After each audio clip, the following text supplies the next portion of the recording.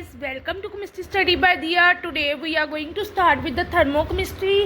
ठीक है, in BSc thermochemistry हम चैप्टर आज पढ़ेंगे in BSc. Welcome to chemistry study by Diya. अगर आपको मेरा वीडियो चैप्टर लेक्चर समझ आता है और आपको मेरी वीडियोस अच्छी लगती है तो please like share subscribe my channel. अभी मेरे चैनल को जाके सब्सक्राइब करो गाइस। सो थर्मोकेमिस्ट्री क्या होती है? थर्मो का मतलब क्या होता है? Thermo means heat, chemistry means chemistry में रिएक्शंस आ गई, मैकेनिज्म्स आ गई। ठीक है, केमिस्ट्री। ठीक है, thermochemistry is a branch of chemistry which deals with the heat changes involve in the chemical reaction. ठीक है, हमने थर्मोडायनेमिक्स भी पढ़ा था। थर्मोडायनेमिक्स क्या होता है? Thermo means heat, dynamics means movement. ऐसे ही thermochemistry it involves about the heat changes. Heat change होती है involve in chemical reactions. The chemical reactions which proceed with the evolution of heat energy is called exothermic. जिसमें heat का evolution होता है उसमें exo होता है। ठीक है, in exothermic reactions the heat energy is transferred from system to surrounding. ठीक है, so chemical reactions which proceed with the evolution of heat energy. ठीक है, the chemical reactions which proceed with the evolution of heat energy are called exothermic reactions. In the exothermic reactions the heat energy is transferred from system to surrounding जाती है। ठीक है, system to surrounding जाती है। जैसे surrounding का मतलब मान लो बिक्कड़ है, बिक्कड़ हमारा सिस्टम हो गया और उसका आसपास का इन्वायरमेंट हमारा सराउंडिंग हो गया। तो ठीक है, the evolution of heat energy को हम एक्सोथर्मिक रिएक्शन बोलते हैं। लिख लो, the chemical reactions which proceed with the evolution of heat energy are called exothermic reactions. ठीक है, in exothermic reactions the heat energy is transferred from system to surrounding. The heat energy produced during the reaction is indicated by -Q। The chemical reactions which proceed with the absorption of heat energy is called endothermic. जिसमें absorption होती है वो endothermic है, जिसमें evolution of heat होती है वो exothermic होती है। ठीक है, मैं दोबारा बोल रही हूँ, जिसमें एवोल्यूशन ऑफ हीट होती है वो एक्सोथर्मिक है, जिसमें अब्जॉर्प्शन ऑफ हीट होती है वो एंडोथर्मिक है। Absorption of heat means endothermic, absorption of heat is endothermic and evolution of heat is exothermic. ठीक है, in these reactions the heat energy is transferred from surrounding to system. The heat absorbed during the reaction is represented by writing +Q. The heat absorbed or involved is expressed in the units of joule.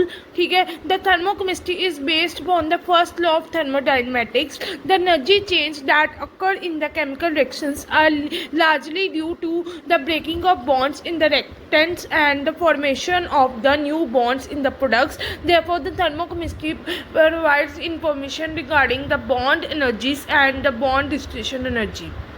ठीक है, so the heat change involve in chemical reaction depends upon the condition under which the reaction is carried out. When the reaction is carried out at constant volume the heat change is related to internal energy. हमें पहले first law का formula पता है, delta U is equal to Q plus W. U हमारा internal energy, Q हमारा वो होगी heat and W work हो गया। ठीक है, delta U is equal to Q V. ये देखो, delta U is equal to Q plus W, delta U is equal to Q V. ठीक है, क्यू वी क्या है? Constant volume. ठीक है, if the U reactant is the internal energy of the reactants and the U product is the internal energy of products, then delta U is equal to product minus reactant. ये देखो, product minus reactant कर दोगे। Delta U क्या है? Internal energy. Delta U is equal to product minus reactant. ठीक है, delta U is equal to product minus reactant is equal to Q, heat of reaction at the constant temperature volume. ठीक है, so delta U is equal to Q plus W. Q हमारा heat हो गया, W हमारा work हो गया, you हमारा internal energy हो गया। डेल्टा यू इंटरनल एनर्जी हो गया, क्यू हमारा हीट हो गया, वर्क डब्ल्यू हमारा वर्क हो गया। फिर ये कांस्टेंट वॉल्यूम पे क्या था? Delta U is equal to product minus reactant हो गया। फिर डेल्टा एच हमारा इंथैल्पी हमारा is equal to Q P हो गया, कांस्टेंट प्रेशर पे हो गया। सो डेल्टा एच होगी sum of enthalpies of product minus reactant हो गया, प्रोडक्ट माइनस रिएक्टेंट हो गया। ये देख लो पहला पेज, प्रोडक्ट माइनस रिएक्टेंट हो गया। पहला पेज देख लो, आपको कोई डाउट है पूछ लो। Delta U is equal to Q plus W, delta U is equal to Q V and delta U is equal to product minus reactant, delta U is equal to product minus reactant करते हैं हमेशा। Product याद रखना, product में से reactant को minus करते हैं। ठीक है, और डेल्टा यू इंटरनल एनर्जी हो गया, क्यू हमारा हीट हो गया, डब्ल्यू हमारा वर्क हो गया। ये मैंने आपको करा दिया। और जिसमें एब्जॉर्प्शन ऑफ हीट हो रही है वो हमारी एंडोथर्मिक होगी, जिसमें एवोल्यूशन ऑफ हीट हो रही है वो हमारी एक्सोथर्मिक रिएक्शंस होगी। ठीक है, ये देख लो। कोई डाउट है पूछ लो। Absorption of heat means endothermic, absorption of heat is endothermic, absorption of heat is endothermic. और जिसमें एवोल्यूशन ऑफ हीट होती है वो हमारी एक्सोथर्मिक होती है। ये देख लो कोई डाउट है पूछ लो। इंथैपी क्या कहते हैं, is equal to product minus reactant. ये देखो प्रोडक्ट माइनस रिएक्टेंट हो गया, so delta H is equal to ये हमारा हाइफन प्रोडक्ट माइनस रिएक्टेंट हो गया, क्यू पी हो गया एट द कांस्टेंट प्रेशर पे। उसके बाद हमारे पास exothermic reactions, product small less than reactant, as a result there is a evolution of heat and delta H for such reaction is negative, whereas for the endothermic reactions the product greater than reactant, therefore these reactants are accompanied by the absorption of heat and the delta H for the endothermic reaction is positive. ठीक है। Now next is standard state. The molar enthalpy of the reaction depends on temperature and pressure. कहते हैं molar enthalpy of the reaction depends on temperature and pressure, therefore the sake for the comparison the values of delta H for the different reactions are expressed at their standard state conditions. The standard state of the substance is the most stable state at 1 atmospheric pressure and the temperature of 298.15 K। ठीक है। The standard state क्या होता है, standard state is a substance most stable state मानी जाती है at 1 atmospheric pressure and the temperature of 298.15 K। ठीक है। सो स्टैंडर्ड स्टेट की डेफिनेशन क्या है, the standard state is a most stable state at 1 atmospheric pressure and 298.15 K। The enthalpy change at the standard state conditions is called as standard enthalpy of the reaction. In the other words, the standard enthalpy change of the reaction is the enthalpy change when all the reactant and products are in a standard state. The standard enthalpy change of the reaction is the enthalpy change when all the reactant and products are in a standard state. It is denoted by delta delta R H। ठीक है। The standard state in condition refers to the 1 atmospheric pressure and 298.15 K 298.15 K temperature. It is not possible to determine the absolute value of the molar enthalpy of the substance. It is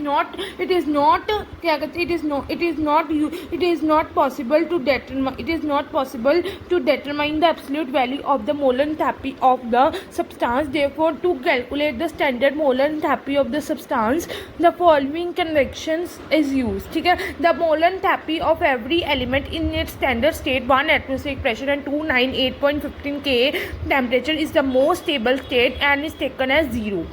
ठीक है। For example, a standard state the most stable form of hydrogen, oxygen and mercury, bromide, iodine, ये सारे respectively in the some in case of the elements existing in 2 or more allotropes forms, the zero value is assigned the form which is the most stable at 1 atmospheric pressure and 298.15 K for the carbon, graphite and the diamond is not zero। ठीक है। सो मैं आपको बता दूं standard state क्या होती है। पहले तो आपको थर्मोकेमिस्ट्री क्या होती है, थर्मोकेमिस्ट्री एक हीट इन्वॉल्व होती है, जिसमें एवोल्यूशन ऑफ हीट होती है वो एक्सोथर्मिक होता है, जिसमें एवोल्यूशन ऑफ हीट होती है वो एक्सोथर्मिक होता है, जिसमें अब्जॉर्प्शन ऑफ हीट होती है वो एंडोथर्मिक होता है। फिर उसके बाद delta U is equal to product minus reactant की है, डेल्टा यू इंटरनल एनर्जी है, फिर delta U is equal to Q plus W है। डेल्टा यू को उन्होंने कॉन्स्टेंट प्रेशर पे नापा हुआ है, कॉन्स्टेंट वॉल्यूम पे नापा हुआ है। फिर delta U is equal to product minus reactant करते हैं। फिर स्टैंडर्ड स्टेट क्या होती है, स्टैंडर्ड स्टेट कहते हैं कि द मोस्ट स्टेबल स्टेट मानी जाती है 1 एटमॉस्फेरिक प्रेशर पे एंड 298.15 K पे। ठीक है। मोस्ट स्टेबल स्टेट मानी जाती है at 1 atmospheric pressure and 298.15 K। ठीक है। At 1 atmospheric pressure and temperature of 298.15 K। ठीक है। ये मैंने आपको पढ़ा दिया। So the molar enthalpy of every element is taken in the standard state at 1 atmosphere. मैं फिर बोली 1 एटमॉस्फेयर पे and temperature of 298.15 K is the most stable and taken as 0। ये देख लो तक हमने पढ़ा थर्मोकेमिस्ट्री के बारे में कि थर्मोकेमिस्ट्री हीट के बारे में बताया हुआ है। थर्मोकेमिस्ट्री में फिर ऑब्जॉर्प्शन ऑफ हीट एंडोथर्मिक होती है, एवोल्यूशन ऑफ हीट एक्सोथर्मिक होती है। फिर delta U is equal to reactant minus product होता है। ठीक है। और डेल्टा यू इंटरनल एनर्जी होती है, क्यू हमारा हीट होती है, डब्ल्यू हमारा वर्क होता है। ठीक है। Delta H is equal to product minus reactant होता है। So delta H is equal to product minus reactant होता है। सो हमारे पास है क्या कहते हैं, so similarly for the allotropes of the sulphur the standard molar enthalpy of the S is equal to 0, but for the S monoclinic is not equal to 0. Based upon the convention, we can calculate the standard molar enthalpy of any compound. For example, consider the formation of carbon dioxide from its elements. ठीक है, C हमारा graphite है, साथ में oxygen है, CO2 है, that is the delta H is product minus reactant. So हमारे पास कार्बन डाइऑक्साइड की डाली, अपने ग्रेफाइट की डाली, प्रोडक्ट डाला, ये हमारा क्या कहते हैं प्रोडक्ट ओवर रेक्टेंट हो गया, प्रोडक्ट माइनस रेक्टेंट हो गया. इसकी डाली अपने वैल्यू ये आ गया. HC graphite is equal to HO2 gas is equal to 0. Delta H is equal to carbon dioxide minus 0 H carbon dioxide. ठीक है, in this the standard molar enthalpy of the compound is the standard enthalpy of formation of the compound and represented by delta FH. In other words, the standard molar enthalpy of the compound is equal to its standard enthalpy of formation. Now standard enthalpy of formation हमने ये पढ़े. तो अभी तक हमने पढ़ा कि thermochemistry में एब्जॉर्प्शन ऑफ हीट हमारे पास एंडोथर्मिक होता है, एवोल्यूशन ऑफ हीट हमारे पास एक्सोथर्मिक होता है, फिर delta U is equal to product minus reactant होता है, डेल्टा यू इंटरनल एनर्जी होता है. ठीक है, फिर स्टैंडर्ड स्टेट हमारे पास 1 एटमॉस्फेरिक प्रेशर एंड 298.15 K तक. फिर उसके बाद हमारे पास स्टैंडर्ड एंथैल्पी ऑफ फॉर्मेशन है. देखो, the standard enthalpy of formation of a compound, the standard enthalpy of formation of compound may be defined as the enthalpy change accompanying the formation of 1 mole of compound from its constituent elements. All the substances being in the standard state 1 atmosphere and 298.15 K, it is represented by delta TH. ठीक है, so हमारे पास sulphur, oxygen and sulphur and O2. ठीक है, हमारे पास S solid और O plus O2 that is SO2. ठीक है, delta FH 2 minus 296.8 minus 296.8 kg mole minus 1, and the standard enthalpy of formation of the CHO4 from its elements at the 298 K minus 74.81 kg mole.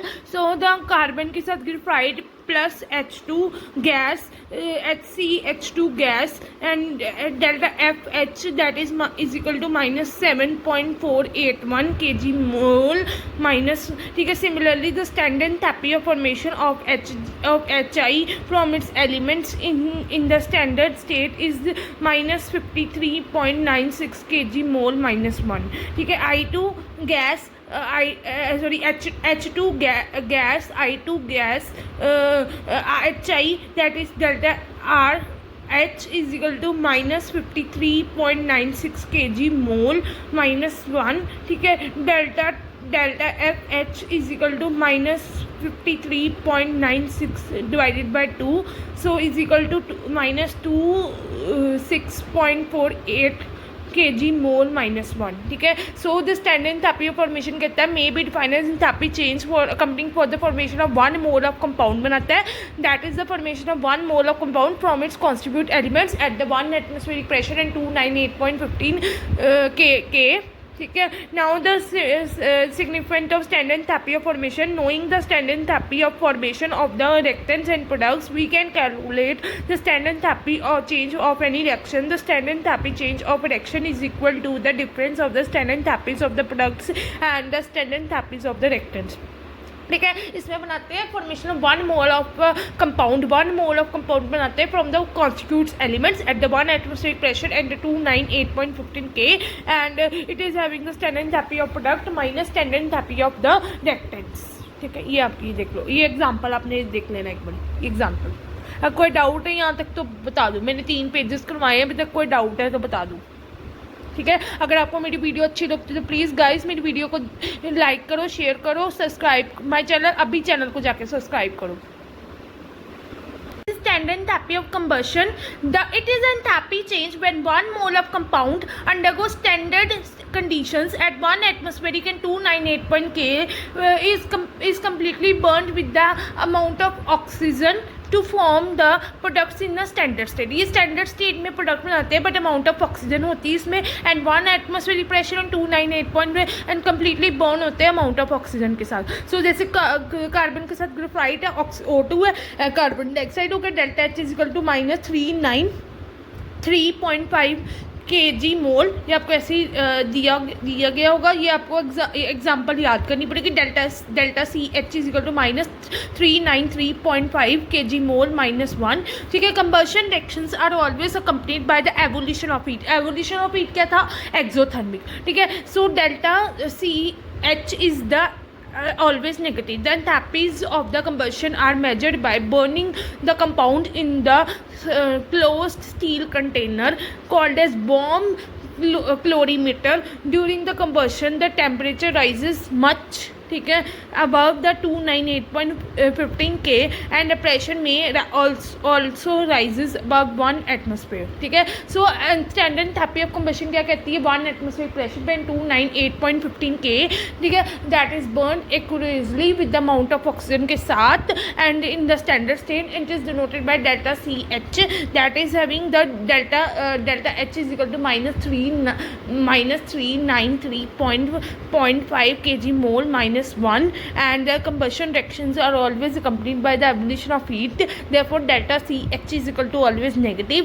The enthalpies of the combustion are measured by burning the compound in the closed steel container, that is a bomb calorimeter। ठीक है, 1 ये बस standard state की आपने हमेशा condition याद रखनी, 1 atmosphere पे एंड 298.15 K। ठीक है, ये अपने रख लेना। ये स्टैंडर्ड एंथैल्पी ऑफ कंबशन बनाती है अमाउंट ऑफ ऑक्सीजन पे, बर्न होती है अमाउंट ऑफ ऑक्सीजन पे at 1 atmospheric 298.15 K। In the standard state it is denoted by delta CH। ठीक है, ये एग्जांपल आप पढ़ लेना। ठीक है, आगे चले। Enthalpy of neutralization. The enthalpy of neutralization is defined as enthalpy change accompanying the complete neutralization of 1 gram equivalent of an acid by the 1 gram equivalent of the base or vice versa in the dilute aqueous solutions। ठीक है, हमें enthalpy of neutralisation बताता है। Neutralisation reaction क्या होती है? Acid और बेस को जब आप करते हो तो सॉल्ट प्लस वाटर बनता है। एसिड और बेस को साथ में करते हो तो क्या बनता है? सॉल्ट प्लस वाटर बनता है। द एंथैल्पी ऑफ न्यूट्रलाइजेशन कहता है accompanying enthalpy change accompanying for the neutralization of 1 gram of acid by the 1 gram equivalent of the base and in the vice versa and dilute aqueous solution में होते हैं। Acid और बेस को जब करोगे तो हमारे पास सॉल्ट प्लस वाटर बनेगा। ये देखो, जैसे HCl हमारा एसिड हो गया, NaOH हमारा बेस हो गया, इसको करोगे तो हमारे पास NaCl प्लस वाटर बनेगा। मतलब acid plus base that is give rise to acid plus base हमें क्या देता है? सॉल्ट प्लस वाटर देता है। ये रिएक्शन आप पढ़ लेना।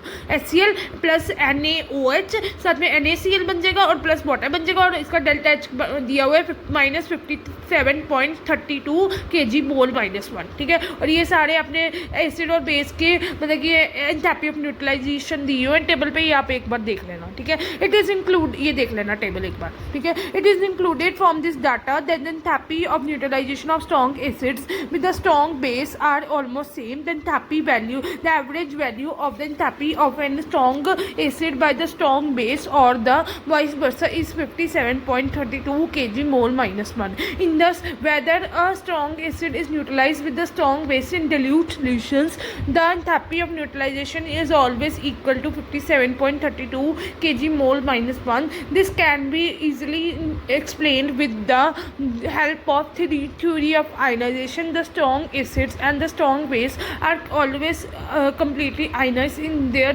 dilute solutions। ठीक है, if the HA represents a strong acid and the BOH is a strong base, then the neutralization reaction can be represented by, ये देखो ये एग्जाम्पल एक बार पढ़ लेना। ठीक है, तो एसिड प्लस बेस क्या देते हैं हमें? Salt plus water. Acid plus base क्या देते हैं हमें? Salt plus water. Acid plus base क्या देते हैं? Salt plus water. ये एग्जाम्पल पढ़ लेना, ये टेबल पढ़ लेना और ये पढ़ लेना। ठीक है, ठीक है, ये आपने बस बताया हुआ है कि average value of enthalpy of the strong acid by the strong base और वाइस वर्सा ये दी हुई है। In this whether a strong acid is neutralized with the strong base in the dilute solutions। So इसमें 1 gram equivalent of the acid by the 1 gram equivalent of the base और vice versa in the dilute aqueous solutions। ये आप पढ़ लेना सारा। ठीक है, कोई डाउट है पूछ लो।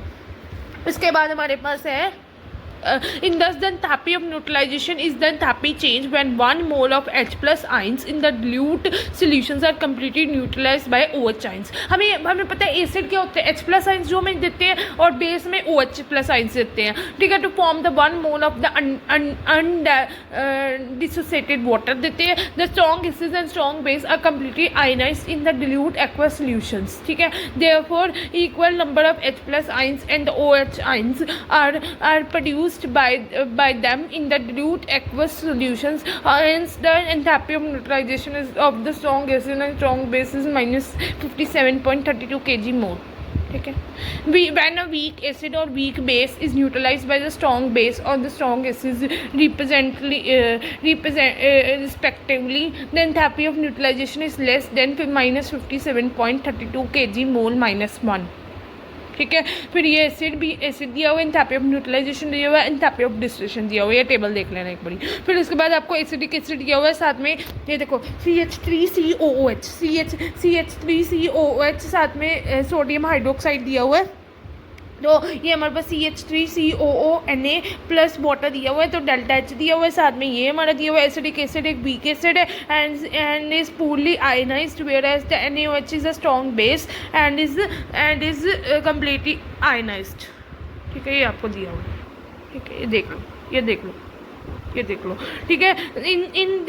in this case the neutralization ionization involves the ionization of weak acid in the addition to the combination of the H plus. Acid क्या होता है जो H plus ions देते हैं, OH क्या होता है, बेस होता है. therefore a part of the heat liberated during the combustion of H plus ions and the OH ions is utilized for the ionization of acidic acid. The amount of heat used for the ionization of weak acid is the enthalpy of ionization. The enthalpy of ionization of the weak acid is called enthalpy of ionization. The enthalpy of ionization of acidic acid is plus 2.09 kg mole. ठीक है. Similarly, if the neutralization of strong acid with the weak base is considered, the enthalpy of the neutralization is again less than 57.32 kg mole minus. ठीक है. For example the enthalpy of neutralisation of the weak base ammonium hydroxide with the sodium is with the strong acid HCl at the 298 kg is minus 51.34 kg mole. ठीक है. so the enthalpy of neutralization मैंने आपको बता दिया, that is the complete neutralization of 1 gram of the acid by the 1 gram of base or the vice versa in the dilute aqueous solutions. ये आप एक बार theory पढ़ लेना और ये एग्जाम्पल देख लेना, ये टेबल देख लेना. एसिड वो होते हैं जिसमें H plus आइंस देते हैं, बेस वो होता है जिसमें OH आइंस देते हैं. ठीक है. अब उसमें enthalpy of neutralization is enthalpy change when 1 mole of H plus ions is used in the dilute solutions are completely neutralized by the OH ions. मतलब जो एसिड है वो न्यूट्रलाइज हो जाता है बाय द बेस और द वाइस वर्सा. एसिड और base के साथ हमें क्या बनता है, सॉल्ट प्लस वाटर बनता है. ठीक है. ये आप देख लो, ये देख लो, दोनों पेजेस देख लो, अगर कोई डाउट है तो पूछ लो. ठीक है. अगर आपको मेरी वीडियो अच्छी लगती है तो please like share subscribe my channel. Please मेरे चैनल को जाकर सब्सक्राइब करो. एंथैल्पी ऑफ न्यूट्रलाइजेशन वो होता है जिसमें कि neutralisation of 1 gram equivalent of the acid by the 1 gram equivalent of the base and vice versa in the dilute aqueous solution. एसिड और बेस को जब करोगे सॉल्ट प्लस वाटर बनेगा. Enthalpy of neutralisation is taken from the for the 1 gram equivalent of the acid with the base because 1 gram equivalent of the acid produces 1 mole of H plus ions on the complete ionization. For example, 1 mole of H2SO4 produces 2 mole of H plus ions in the aqueous solution, whereas 1 gram equivalents of the H2SO4 0.5 moles of the H2SO4 gives 1 mole of H plus ions in the dilute aqueous solution. The enthalpy of neutralization of the weak acid with the strong base or the vice versa always less than minus 57.32 kg mole because some part of the heat is utilized in the ionization of the weak acid or weak base. The entire heat required to ionize a weak acid or weak base in the aqueous solution is the enthalpy of ionization. ठीक है. ये देख लेना एक बारी. सो neutralisation reaction क्या होती है जिसमें न्यूट्रलाइज करते हैं 1 gram equivalent of the acid by the 1 gram equivalent of the base and vice versa in the dilute aqueous solution. Acid plus base को सॉल्ट प्लस वाटर करते हैं. इसके एग्जाम्पल सारे पढ़ लेना. ठीक है. अब हम आगे करेंगे हेस लॉ. ठीक है। For more videos like share subscribe my channel और मेरी वीडियो को जाके स्टार्टिंग से देखो। अब हम नेक्स्ट वीडियो में हैज़ लो पढ़ेंगे, ठीक है, नेक्स्ट वीडियो में, ठीक है। और for more videos like share subscribe my channel, अभी मेरे चैनल को जाके सब्सक्राइब करो गाइस, ठीक है। Thanks for watching. Law of the constant heat summarization, that is Hess law क्या होता है? The energy changes accompanying the chemical reactions are governed by the general principle of the Hess law. The total amount of heat absorbed or involved for the chemical reaction is same whether the reaction take place in single step or number of steps, ठीक है। that is the total amount of heat absorbed or the involved for a chemical reaction is, ठीक है। Hess law क्या कहता है? जो total amount of heat involved हो रही है, जब absorbed हो रही है for a chemical reaction is same whether the reaction is take place in single steps or multiple steps, ठीक है। सो हीट हेस लो कहता है द अमाउंट ऑफ हीट, ज़्यादा हीट इन्वॉल्व हो रही है जब ऑब्जॉर्ब हो रही है for chemical reaction is same whether the reaction take place in single steps और नंबर ऑफ स्टेप्स, ठीक है। In other words the total amount of heat change in the reaction depends upon the enthalpy of reactions reactants and the enthalpy of products irrespective of the path or the method by which the change has take place, ठीक है। जब आप carbon dioxide को solid को oxygen के साथ करोगे carbon dioxide बनेगा और डेल्टा एच की वैल्यू -393.5 kg/मोल, और स्टेप 1 में carbon dioxide half moles of the O2 carbon CO बनेगा, कार्बन मोनोऑक्साइड बनेगा और डेल्टा एच की वैल्यू दी हुई है। फिर कार्बन मोनोऑक्साइड को जब आप हाफ ऑक्सीजन के साथ करोगे तो कार्बन डाइऑक्साइड, डेल्टा एच की वैल्यू, इसको माइनस करोगे रिएक्टेंट, ठीक है। प्रोडक्ट में से रिएक्टेंट को माइनस करोगे तो ये आ जाएगा इन this the heat involve is same -393.5 kg/mole if the carbon is burnt to carbon dioxide in the single steps or the two steps. Similarly, the sulfur monoclinic burns directly to form the sulfur trioxide in the single steps, ठीक है। ये दिया हुआ है in the change has been brought about in the 2 steps as follows. ये example देख लेना। हेस law वो होता है जिसमें कि अमाउंट ऑफ हीट अब्जॉर्ब्ड हो रही है, इन्वॉल्व हो रही है, chemical reaction is same whether reaction take place in single step हो रही है जो 2 स्टेप्स में हो रही है, ठीक है। हेस law. The thermodynamics basics of the Hess law is that the enthalpy is the state function. enthalpy क्या है, ठीक है। एंथ्रोपी रैंडमनेस होती है, enthalpy is a state function, ठीक है। Enthalpy is a state function, therefore the enthalpy change delta H depends only on the initial state, ठीक है, of the name of the reactants and the final state name of the products of the system. Delta H is independent of the path followed which is the reaction is performed, ठीक है। हेस law में law of conservation of energy आता है, that energy can neither be created not be destroyed but it can converted from one form to another form. Hess's law क्या कहता है? ज़्यादा heat involve हो रही है जब अब्जॉर्ब्ड हो रही है chemical reaction is same whether the reaction take place in 2 steps और 1 स्टेप, ठीक है। ये हमारे पास ये बताया हुआ है, पाथ 1 बताया, पाथ 2 बताया हुआ है, ठीक है।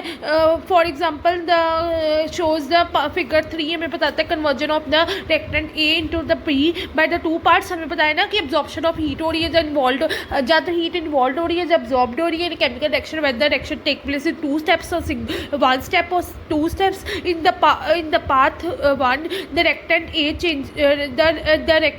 changes to product B. In the single step the heat involved during this process is Q joules. Now the same reactant is carried out in the 2 steps part 2. In this case let Q1 is the joules, B heat involved the conversion of A to C, Q2 is the heat involved for the conversion of C to B, ठीक है। The total heat involved in the path second is Q is equal to Q1 plus Q2, that is Q dash joules according to the Hess law. The following condition is must be, ठीक है।